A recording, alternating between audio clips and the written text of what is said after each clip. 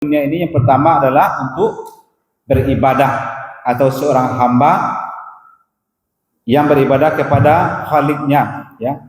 Nah, jadi kita dilahirkan ke dunia itu adalah sebagai seorang hamba, dan kita beribadah kepada Sang Khalik kita, Allah Subhanahu wa taala.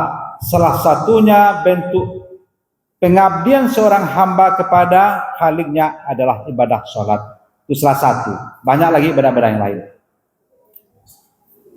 Yang kedua, apa misi kita?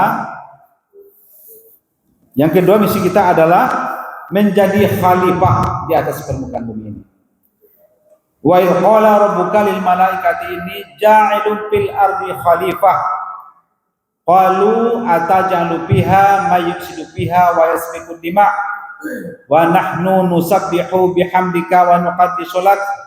Qala inni a'lamu ma la ta'lamun. Ini surah Baqarah ayat 30.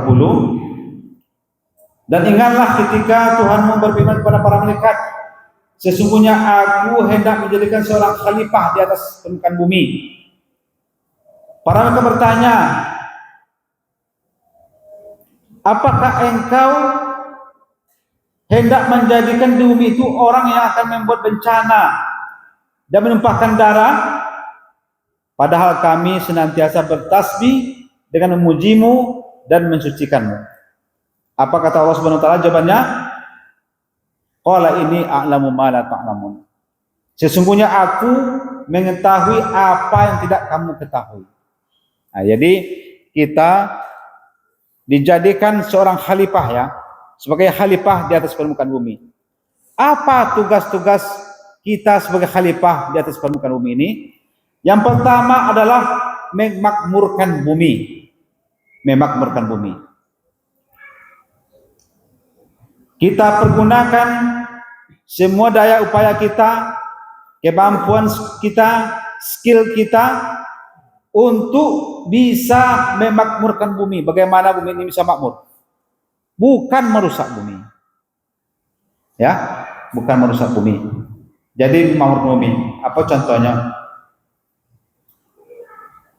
Nah, ke tepinya bisa rasokan, ya, bisa tengok. Kuantan nawak. Dulu waktu kami kene lalu kita terasa makmur di Kuantan. Waktu pacu lalu Hawi itu baitunya penganjur ke Kuantannya. Minum terus kipori. Kini lah itu lah itu penganjur ada Kuantan dong. Dulu sudah pacu kan itu nak. Hawi itu penganjur ke Kuantan. Hawi itu nya minum itu. Kini lah tolong. Kedua nak, pada ada dengan kopi susu, kondang. Mana nggak makmur dulu lagi nih di Kuantan aja. Itu dulu nak. Dahulu, bapak ke makmur awal dulu lagi. Nambahkan nasi pagi bisa maupun bisa mereka ambil nambahkan nasi pagi punya loh. Dapat lah mas ini. Kami nambahkan nasi aja mamongnya. Punya loh kayak loh. Dapat lah. Dia sudah masih lagu. Lalu manyongkan dia dapat lah. Manyongkan mak. Bapak awin ini cacing. Bapak awin cacing kapurnya kartu boleh. Itu dia ketimbul dapat lah gua mak. Itu kan sudah masih lagu kan. Kini baracun baputas dan apa pun bahasa sentrum pak ya cudang lagi pak juga. Itulah bentuk-bentuk ya bukan makmurkan bumi tapi merusak. Padahal Allah SWT menjadikan bumi ini adalah untuk bisa kita manfaatkan sesuai dengan petunjuk-petunjuk Allah SWT dalam Al-Quran dan Sunnah Rasulullah SAW. Itulah ya bentuk-bentuk perbuatan-perbuatan yang tidak memakmurkan bumi. Jangan waktu tidur tuh sangat kita sayangkan. Kemudian yang kedua, memelihara bumi dari upaya-upaya kerusakan tadi ya. Ya pada apa bisa lah awak sama-sama manogan, sama-sama. Dia apa ya? Bapak cak monian kuantan gini. Bapak cak monian, Pak ya monian. Padahal kita diperintahkan untuk memelihara bumi. Yang menikmati itu bukanlah semua orang, sebuah masyarakat, tetapi hanya segelintir orang. Tidak ada segala yang itu. Kita mau aja di kadon dengan kerja itu salah. Tapi nenjole yang menerima manfaat dari perusakan Kuantan itu bukan semua masyarakat Kabupaten Tansimi. Nenjole awak dialirkan Sungai Kuantan dulu. Tidak segala orang. Kamu nenjole ambo ada dapat dulu dong. Itu betul-betul sudah menyalahi dari perintah Allah, penetapan Allah, penunjukan Allah terhadap kita sebagai khalifah di atas permukaan bumi. Kita diperintahkan untuk memakmurkan bumi, memelihara bumi, bukan merusak bumi. Tapi kita sudah melanggar perintah Allah Subhanahu wa taala. Dalam ibadah haji, dalam ibadah umrah, apa ada haji dan umrah kan gope. Setiap kesalahan, pelanggaran suatu perintah, apa akibatnya? Bayar dam.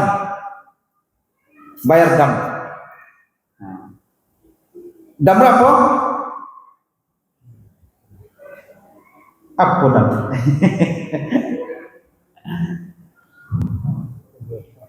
Bayar denda, dondo. Dondo. Kalau umpamanya awak umrah, apa malah ke umrah kan? Kita punya logi lah ya. Logi. Kalau ingin umrah dan kemudian tidak memakai pakaian ihram, itu kena dam, kena denda.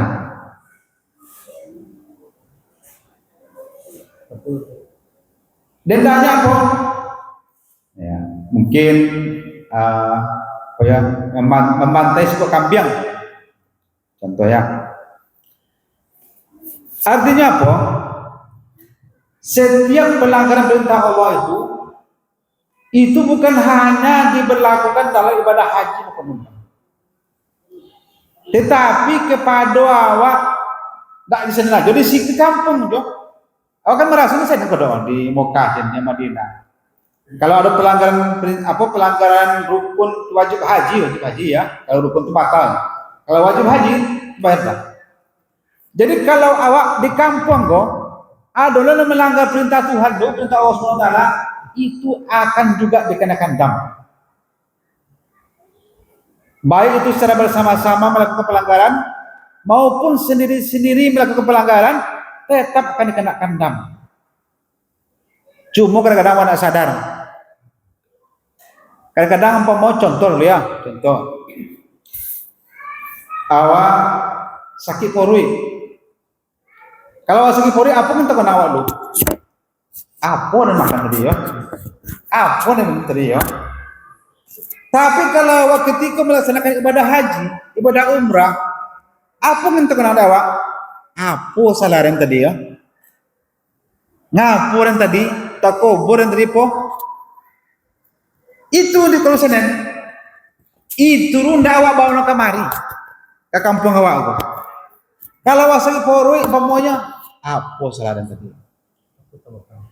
Aku apa temakan? Nggak salah tak jadi dong. Kalau awak tu haji, tu umrah, selesai awak. Nggak suruh Ka'bah ya waro. Nggak makan apa kemana jalan tadi kok? Abel selesai deng kok. Salah pembimbing mah. Salah haji dah itu loh.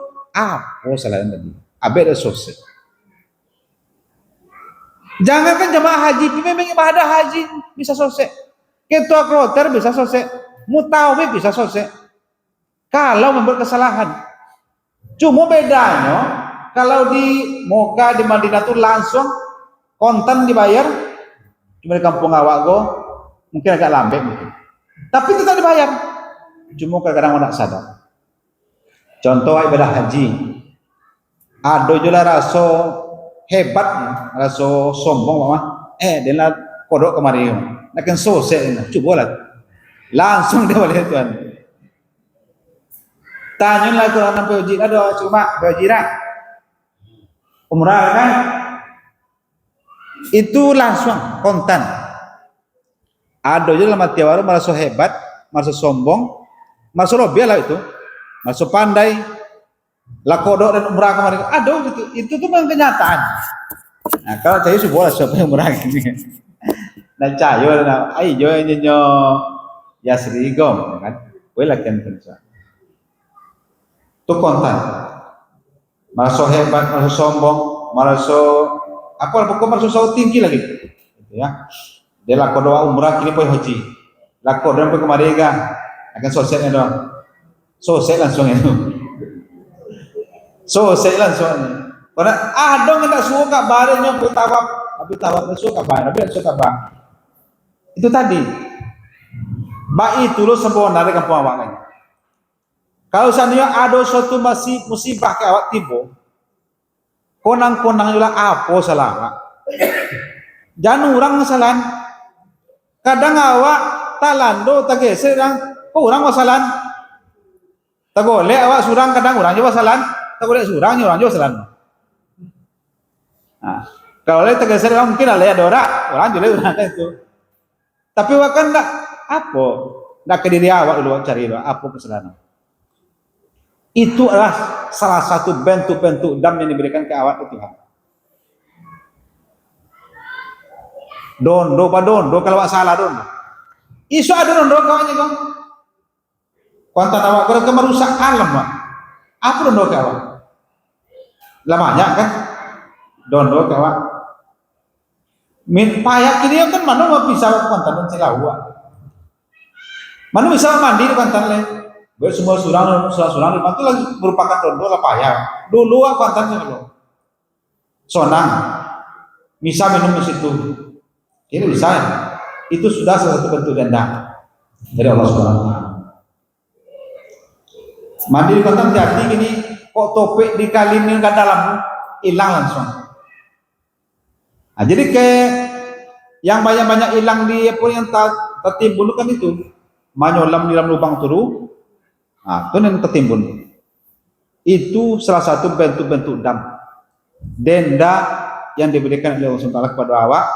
Karena awak melanggar perintah Allah Subhanahu Wa Taala sebagai seorang khalifah di atas permukaan bumi. Jadi itu tugas awak sebagai seorang khalifah. Kemudian yang terakhir yang ketiga, apa oleh misi awak dilahirkan ke atas dunia ini yang ketiga adalah sebagai pendakwah, sebagai juru dakwah. Sebagai pendakwah itu bukan hanya berceramah, juru dakwah. Berkhutbah, berceramah, berpidato, bukan hanya itu berdakwah itu. Berdakwah itu bisa dengan sikap, dengan penampilan. Apa contoh? Seorang tentara, pakai tentara, semboyang yang sholatnya dipakai tentara tadi, dia sudah berdakwah, lah berdakwahnya. Bisa ditangkap, tentara itu semboyang, dan tentara itu semboyang. Aku bonar gitu kan. Pak Camat semboyang, nampak itu rumah Pak Camat depan, bupati di depan. Mereka sadar mereka sudah berdakwah. Seorang bupati aja semboyang, seorang bupati semboyang, kepala sekolah semboyang, guru semboyang, dan anak murid semboyang. Sudah berdakwah. Hanya dengan sikap, dengan penampilan kita bisa berdakwah.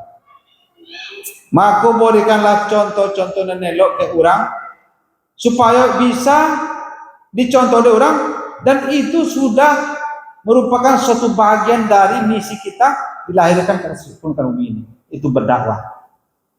Apalagi dengan mengajak itu jelas-jelas sudah berdakwahnya melalui lisan. Ya. Karena ma'ruf nahi munkar. Kita diperintahkan berdakwah. Dalam salah satu firman Allah yang kita bacakan tadi itu, ku ampusakum wa ahlikum nar. Ya, peliharalah dirimu dan keluargamu dari siksa api neraka. Itu salah satu perintah untuk berdakwah.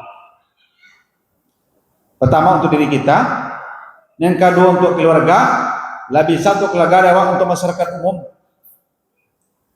Tapi yang pertama yang awak dakwahi itu adalah diri awak surang. Diri awak surang awak dakwahi itu. Awak periksa diri awak dulu. Lain lo awak golun. Lah banyak amal-amal awak tolun. Bapa pakai nenggo, lain lo tolun, lah sesuai dengan syariat tolun. Itu dulu kawan. Lah bisa awak mendakwahi diri awak, awak dakwahi keluarga awak. Ikon keluarga awak. Ku anfusakum wa ahlikum nar. Pelihara diri awak dulu, baru keluarga awak. Ku anfusakum wa ahlikum nar. Pelihara dirimu dan keluargamu dari siksa api neraka. Atau misi kita nempot yang tadi 3 ya misi awak. Yang pertama sebagai seorang hamba yang selalu beribadah kepada Allah SWT, yang kedua sebagai seorang khalifah yang memakmurkan di muka bumi ini, dan ketika akan berdakwah. Bagaimana kita bisa mengajak diri kita, membawa diri kita, mengajak keluarga kita, mengajak semua masyarakat umat Islam ini ke jalan yang benar, yang berakhir kepada surga Allah Subhanahu wa taala. Itulah tujuan awak hidup di atas permukaan bumi ini oleh Allah Subhanahu wa taala. Barangkali sampai di situ selama awak ada enggak pertanyaan, kalau bisa menjawab ini, kalau enggak sesuatu. Lebih betul.